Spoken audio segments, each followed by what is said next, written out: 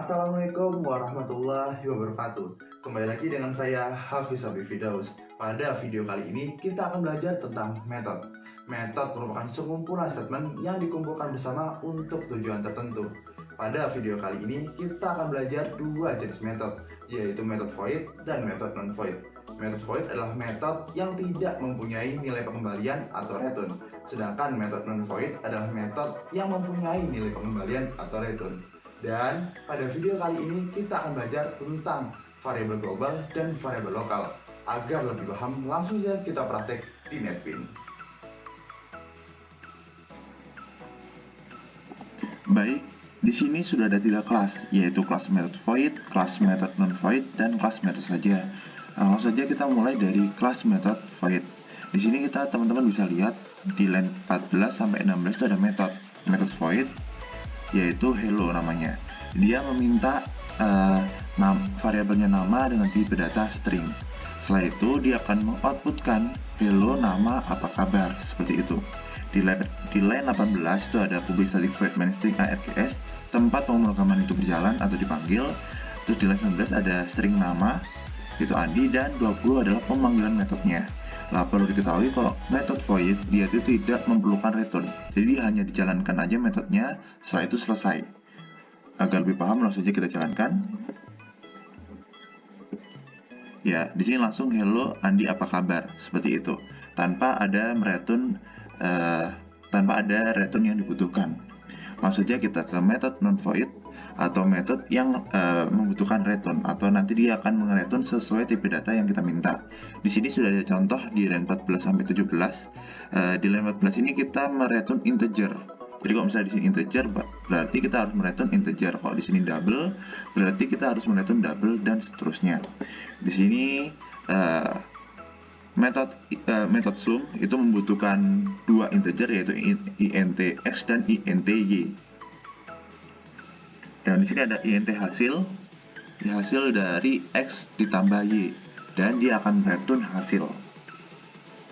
Setelah itu di line 18 ada public static void main string args, tempat dijalankannya programan tersebut. Di line 19 ada int x, kita deklarnya 5, int y kita deklar 7. Setelah itu di line 21 ada int hasil, sama dengan di sini kita panggil metodenya. Metodenya kita panggil, yaitu sum, kita kirimkan x dan y nya. Setelah itu dia akan mereturn hasil dari pertambahan x dan y.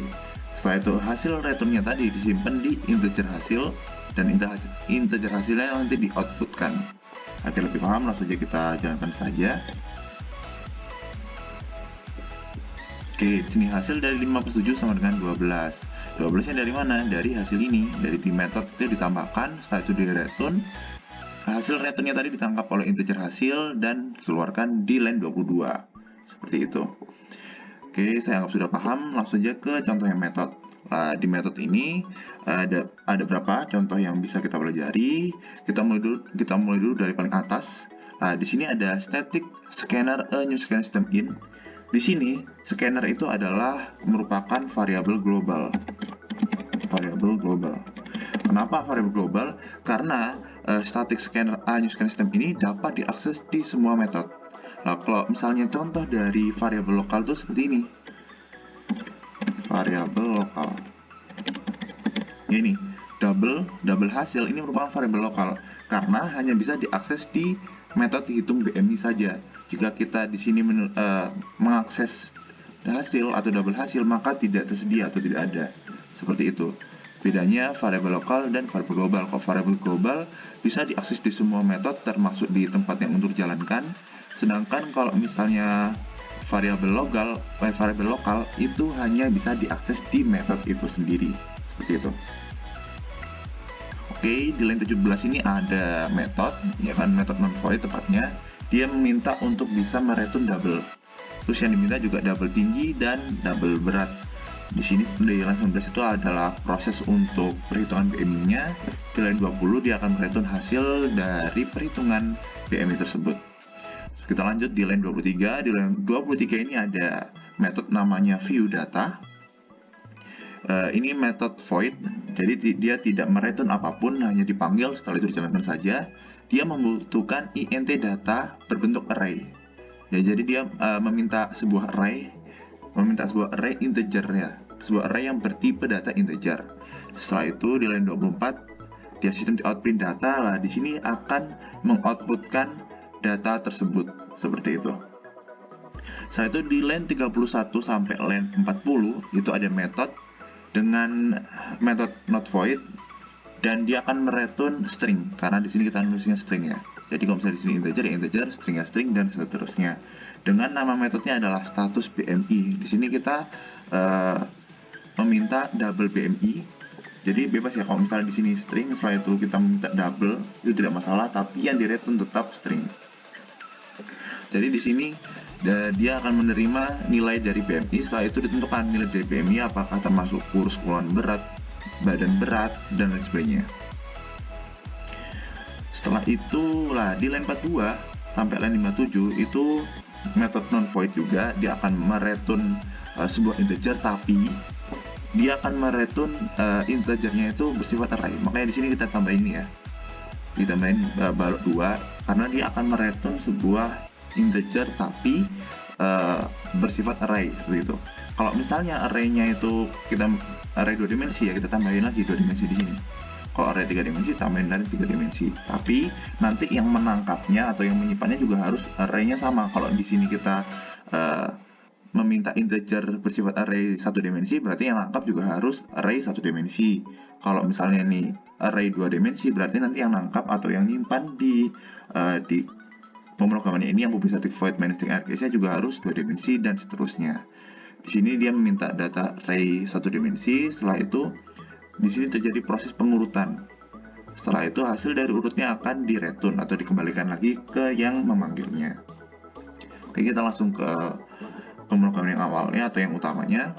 Di sini ada int pilih dan di sini ada datanya. Ada integer, tipe data integer, array, dan ini panjang datanya. Setelah itu di line 27 ada double BMI, dan di line 68 ada 2 atau loopingan untuk sebuah aplikasi itu jalankan, yaitu random APK. Di sini output biasa, di sini minta dipilih, pilih apa. Setelah itu di line 79 ada switch case sampai line 98. Di case pertama itu ada masukkan tinggi Anda. Apa double tinggi, setelah itu masukkan berat Anda, diminta beratnya. Setelah itu di sini kita memanggil BMI-nya, yaitu hitung BMI, kita kirim tinggi dan beratnya. Setelah itu, setelah tinggi dan beratnya dikirim, diproseslah di hasil ini, diproses, terus mendapatkan double hasil. Double hasilnya yang kita kirimkan kembali.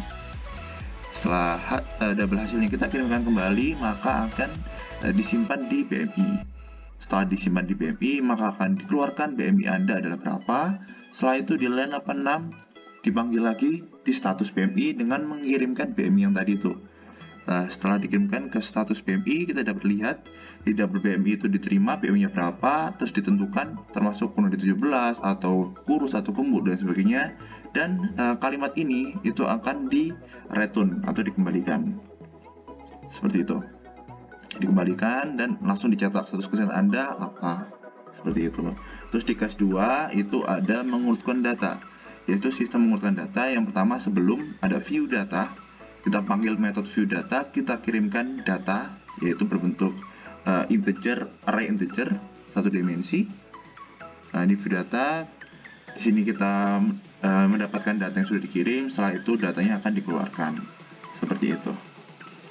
Setelah itu di sini data sama dengan mengurutkan data. Nah, di sini kita memanggil metode mengurutkan data. Kita kirim data tadi itu yang integer ini, kita kirim ke metode mengurutkan. Setelah itu nanti akan di-return kembali datanya hasil dari pengurutan. Ini kan acak ya, akan dikembalikan data hasil di-return tadi. Setelah itu habis dikembalikan akan disimpan di data kembali. Jadi ibaratnya data yang ini tuh dikirimkan ke mengurutkan. Setelah itu data tersebut diolah agar urut, dan data yang sudah urut dikembalikan lagi di data yang ini, seperti itu. Setelah berhasil diurutkan, maka akan di view data kembali untuk buktikan bahwasannya data sudah urut. Di case 3 itu hanya mengucapkan terima kasih karena di sini pilihannya exit, dan default atau kecuali jika user tidak memilih 1, 2, 3 atau memilih 4, maka akan mengoutputkan pilihan tidak tersedia. Agar lebih paham, langsung saja kita jalankan. Oke, pertama disuruh untuk menghitungkan BMI. Dan menghitung BMI, ditanya masukkan tinggi Anda misalnya 173, beratnya misalnya 83. Maka akan keluar BMI Anda berapa, 27 sekian, dan statusnya. Nah, ini BMI-nya didapatkan dari metode yang BMI tadi. Yang ini, yang hitung BMI. Setelah itu status kesehatan Anda didapat dari status BMI. Seperti itu. Setelah itu kita coba yang kedua, yang mengurutkan data. Oke, sudah mengurutkan data sebelum. Nah, ini datanya tidak urut. Setelah itu diurutkan dan dikembalikan lagi. Setelah itu diurutkan di sini. Setelah itu dikembalikan lagi ke data, maka hasilnya adalah urut 1, 2, 3, sampai 90. Seperti itu. Mungkin itu saja yang bisa saya jelaskan mengenai metode. Semoga teman-teman paham. Sampai jumpa di video selanjutnya.